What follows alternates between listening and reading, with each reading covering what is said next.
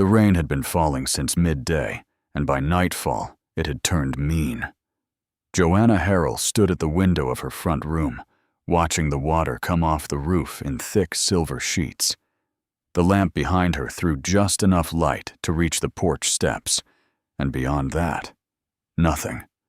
Just the sound of the storm and the occasional crack of thunder rolling across the flat Texas land like something had broken loose up in the sky. She wasn't expecting anyone. Nobody came out this way without a reason, and most people with reasons had stopped coming a long time ago. That's why the knock surprised her. She didn't move at first, just listened. It came again, 3 slow knocks, not frantic, not demanding. Patient, almost. The kind of knock that knew it was asking for something. Joanna pulled her shawl tighter and lifted the lamp from the table. She was 31 years old, had been living alone on this property for 14 months, and she had learned early that caution wasn't fear. It was just sense. She moved to the door and spoke through the wood before opening it. "Who's there?" A man who's wetter than he'd like to be. The voice was even. Tired, but not desperate. "I don't mean any trouble. My horse threw a shoe about 2 miles back. I'm on foot, and the creek past your fence line is rising." She opened the door 2 inches and held the lamp up. He was tall. That was the first thing she noticed. Tall and soaked clean through, his dark hat bent low with the weight of rainwater, a canvas bag over one shoulder. His face was weathered, but not rough. The kind of face that had spent years outdoors and had stopped fighting it. He wasn't young, wasn't old either. Somewhere in the middle, where a man either knew himself or had given up trying. His eyes found the lamp, then her face. He didn't look past her into the house. That told her something. "There's a barn," she said. That'd be more than enough. She studied him another moment. The creek past her fence really did flood in weather like this. She'd seen it take a horse once. She stepped back and opened the door wider. "Come in off the porch first. I'll get you something dry to put on while I set up the barn." He hesitated, like the offer was more than he'd counted on. "I don't want to be a burden, ma'am." "You're already wet on my porch," she said. "Come in." His name was Everett. He offered it the way some men offer a handshake, firm, without ceremony. He didn't offer a last name, and she didn't ask for one. Out here, a name was just something to call a person. It didn't always tell you much. Joanna set him up with a dry shirt that had belonged to her late husband. She kept a small trunk of his things more out of habit than sentiment, and she put a pot of leftover beans on the stove while he changed in the back room. She wasn't sure why she did that. She hadn't planned to feed him. But the storm was loud, and the house felt less heavy with someone else's footsteps moving through it. He came out looking more like himself, whoever that was. The shirt was a little short in the sleeve. He noticed her noticing and said nothing about it, just sat where she pointed and accepted the bowl she set in front of him. They didn't talk much at first. The fire in the stove did most of the work, cracking and settling, filling the silence between them with something that wasn't quite awkward. It was Everett who spoke first. "You run this place alone?" "I do," she said. He nodded, looking down at his bowl. "Hard land for one person." "Most land is." He looked up at that. Something moved behind his eyes. Not pity, which she would have resented. Something more like recognition. Like she'd said something he already knew. "Where are you headed?" she asked. He was quiet for a beat too long. Not evasive. More like a man choosing between 2 true answers and picking the simpler one. "West," he said. "Got business to settle." She let that sit. A man with business to settle heading west in a rainstorm wasn't an unusual thing in this part of the world. She didn't press. After he ate, she showed him to the barn. It was dry, and the hay was clean, and she'd hung a spare lantern on the post by the first stall. He thanked her in the same plain, direct way he'd done everything else, like gratitude was something he meant, but didn't dress up. She went back inside and stood at the window again. The lamp was out now, so she was just a shape in the dark looking at another dark. She told herself she'd let him stay through the morning, and then he'd be on his way. She told herself she hadn't even thought about the money she'd lent to her neighbor 2 weeks ago. The money she still needed back. The money that was supposed to cover her final payment to the land office before the end of the month. She told herself none of that had anything to do with the stranger in her barn. But when she finally went to bed, she lay awake for a long time, listening to the rain ease off. There was something about the way he'd looked at her land when she'd walked him out. Not the way a tired man looks at a barn. The way a man looks at something he's trying to figure out.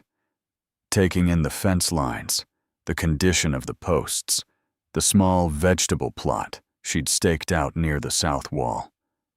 Quiet and thorough, like he was reading something written in the ground. She didn't know what to make of it. By morning, she half expected him to be gone. He wasn't. He was standing at the fence near the east pasture in the pale early light, looking out at the land that sloped gently toward the creek. His horse, found and reshod somehow, though she hadn't heard a thing, stood tied to the post behind him. He had his hat on straight now. His coat had dried. He looked like a different man than the one who'd knocked on her door. Or maybe, she thought, he looked exactly like the man he actually was. When he heard her step on the porch, he turned, and before she could say a word, he said something that stopped her cold. "Mrs. Harrell, how much time do you have left on this property?" She stared at him. He hadn't asked anyone. There was no one to ask.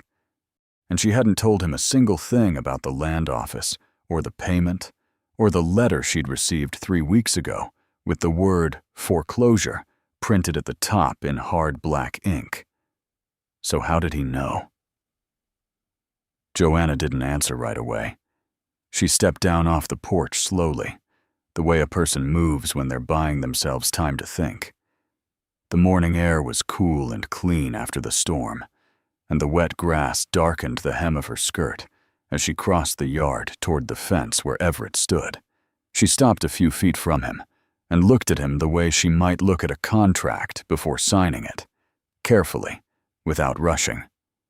"I don't recall mentioning anything about this property to you," she said. "You didn't." He turned back toward the land for a moment, then faced her again. "I passed through Calhoun last week. People talk in feed stores." Calhoun was the nearest town, 12 miles east. And yes, people talked in feed stores. She knew that better than most. She'd heard her own name in enough conversations she wasn't part of. Still, "What exactly did you hear?" she asked. That the Harrell homestead was behind on its land payment. That the office had sent notice. He paused. That nobody expected it to last the season. The words weren't cruel. He delivered them the way a doctor delivers a difficult truth. Straight, without decoration, because dressing it up would only make it worse. But they landed hard all the same, because hearing something spoken out loud by a stranger made it more real than a letter ever could. She lifted her chin. "And what business is that of yours?" Everett was quiet for a moment. He looked at the fence post nearest him. Old wood, slightly leaning, bound with wire that had been repaired more than once. His hand rested on it lightly. "None," he said finally. "I'm sorry. I shouldn't have led with that." The honesty of it disarmed her more than she wanted to admit. She'd braced for something, a proposition, an offer with strings attached, the kind of help that cost more than the problem it solved. But he just stood there, looking mildly regretful, like a man who had said the wrong thing at the wrong moment, and knew it. Your fence line needs work on the north side, he said after a moment. Post is rotting through at the base. One more storm, and you'll lose 20 feet of it. She blinked. Are you offering to fix my fence, mister? She stopped. She still didn't have a last name. Hawthorne, he said, as if he'd just remembered she'd never asked. Everett Hawthorne. She repeated it silently. It wasn't a common name out here. It had a particular weight to it, the kind of name you felt like you should recognize but couldn't place. I can fix the fence, he said, and a few other things, if you'll allow it. Consider it payment for the roof and the beans. Joanna looked at the north fence line. He was right about the post. She'd been watching it lean for 2 months, telling herself she'd get to it. There were 6 other things on that same mental list. 7, if she counted the gate latch on the barn. You said you had business west, she said. It'll keep a day or 2. She studied him. Why? He seemed to consider the question seriously, which she appreciated. Men who answered too quickly usually hadn't thought enough. Because you fed me with what looked like the last of your stores, he said, and you didn't make me feel like a burden for it. She didn't have an answer for that, so she simply nodded once and went inside to start the morning fire. He worked through the day without asking for direction. That was the thing she noticed. He didn't need to be told what needed doing. He moved from the fence to the barn gate, to a section of the roof over the storage lean-to that had been letting in water for months, and he worked with a quiet, methodical focus that reminded her of men she'd known who had spent their lives building things, not performing labor, actually building. By late afternoon, he'd done more than she'd managed in the past 2 months. She brought him water twice and didn't linger either time, but on the second visit, she asked where he'd learned to work like that. He took a long drink before answering. My father's ranch, he said. Started young. You learn fast when there's no one else. Where is it? The ranch. Something shifted in his expression. Not pain exactly, more like the careful rearrangement of a face that had learned not to show too much. It was in Colorado, he said. Not there anymore. She didn't ask what that meant. Some doors were closed for good reason.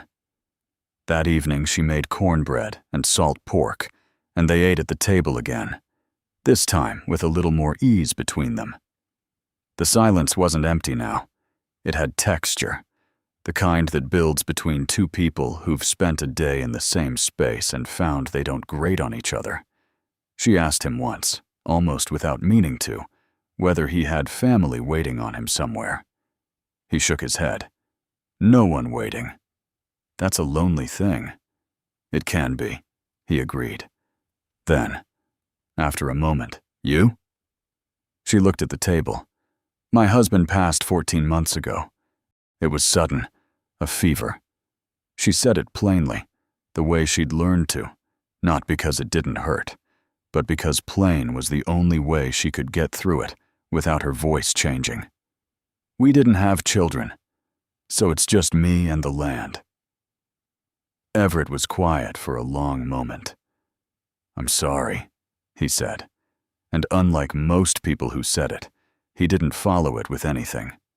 No advice, no silver lining, just the words, left where they were. She appreciated that more than she could say. He was gone before dawn on the 3rd morning.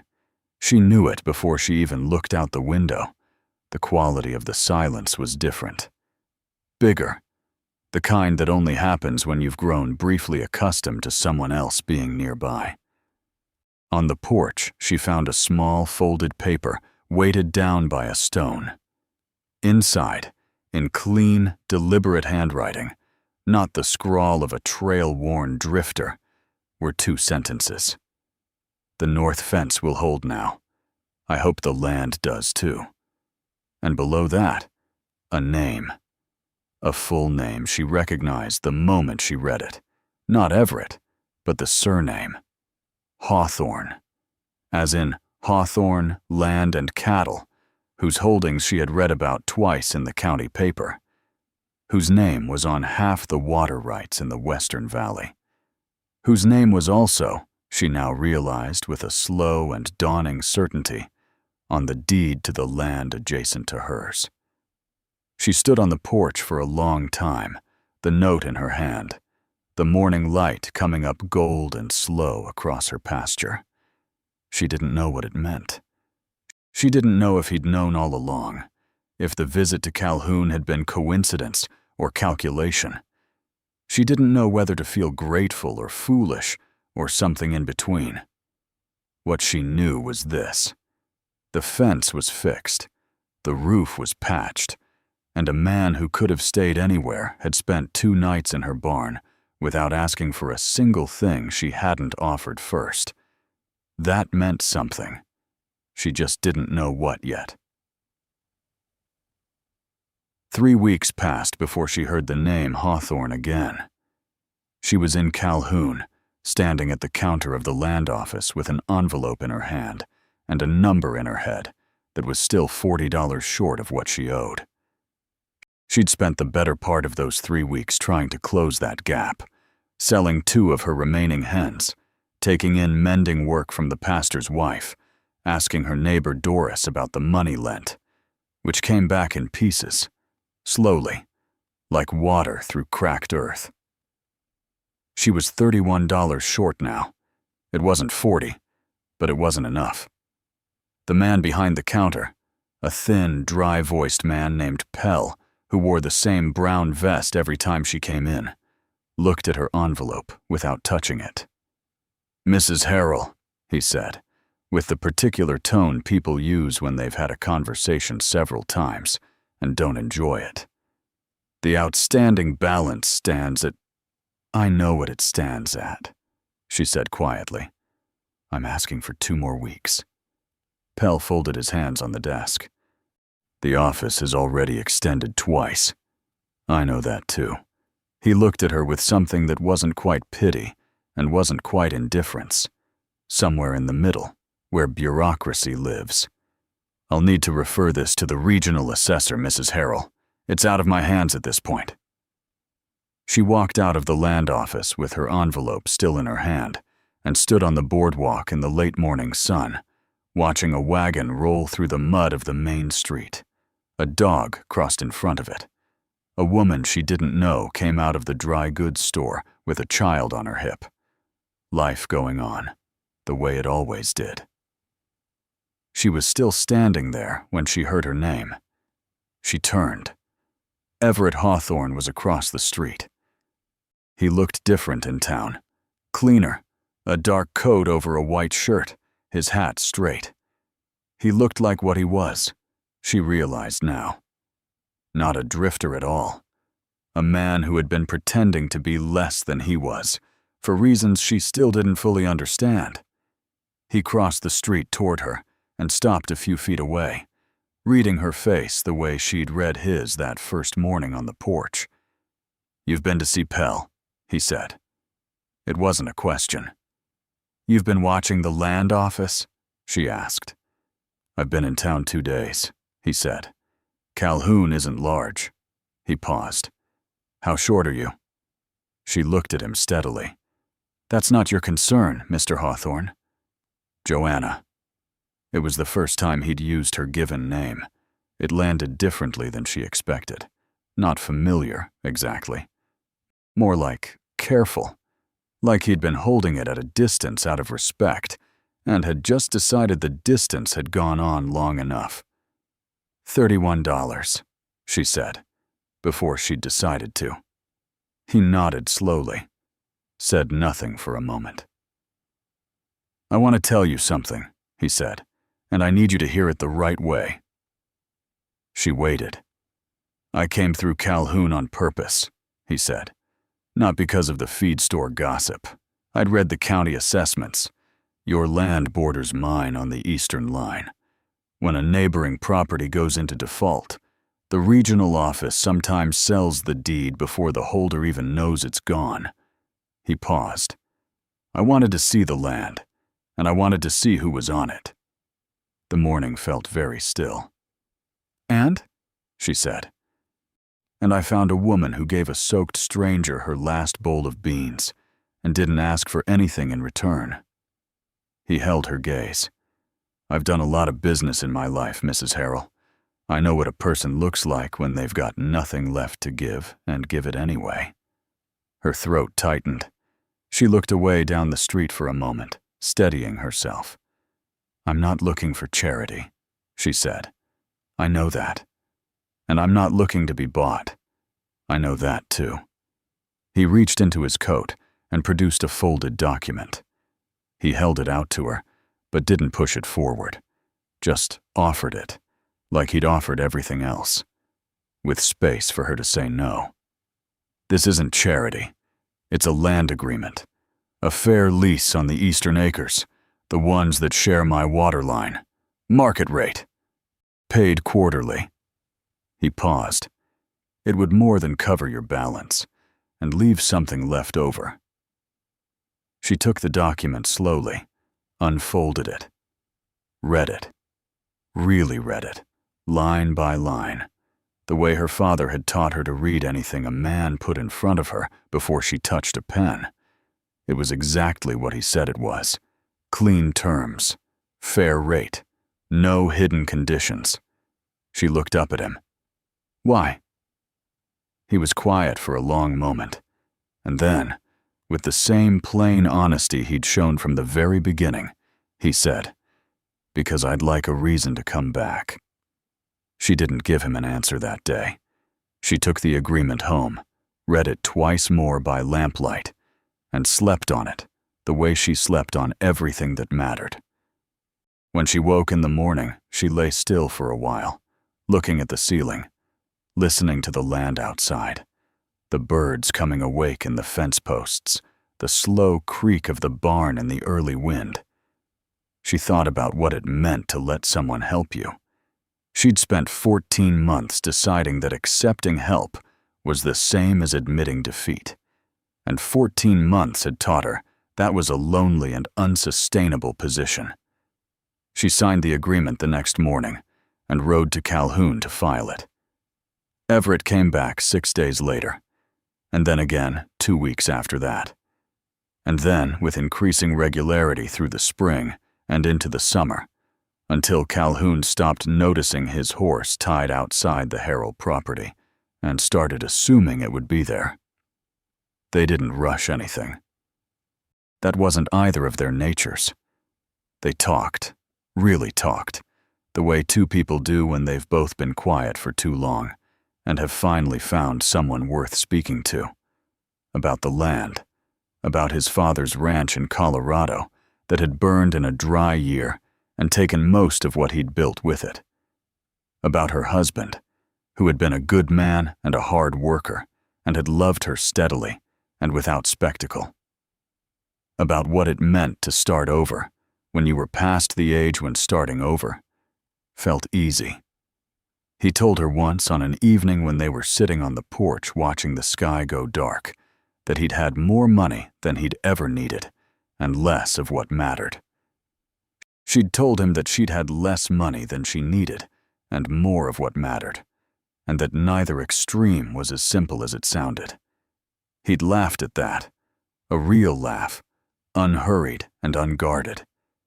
She decided that night that she liked who he was when he wasn't trying to be careful. He proposed on a Tuesday, not with ceremony or spectacle. They were walking the eastern fence line, their shared fence line now, and he stopped and turned to her and said what he'd been carrying for months in the direct, unadorned way he said everything. She didn't answer immediately. She looked at the fence, at the land, at the sky above it. Then she looked at him. "You'd better mean it," she said. "I've never said anything I didn't mean," he replied. She believed him. That was the thing. She believed him completely, not because he was charming or because the moment was perfect, but because she'd watched him for months, and he was exactly the same person in every light. At the table and in the field and in town and on the porch, the same man, all the way through. Then yes, she said. They married in the fall, in the small church at the edge of Calhoun, with Doris and the pastor's wife as witnesses, and the whole town finding some reason to walk past the front steps that afternoon. The land payment was long settled. The north fence was straight. The lean-to roof hadn't leaked since March. By the following spring, the house had a new room framed on the eastern side, built by Everett's own hands on Saturday mornings, slowly and carefully, the way he did everything. When Joanna asked him once why he was building it so large, he just looked at her with that quiet expression she had come to know better than almost anything else in her life. She understood before he answered, and she smiled before he could say a word. The land that almost slipped away became the land they built everything on. Not because fortune arrived at the door, but because one woman chose grace over suspicion, and one man never forgot what grace looked like when he saw it. If slow burn stories about ordinary people making extraordinary choices are what you love, there are more of them waiting for you here. Each one a different life, a different land, a different question worth sitting with.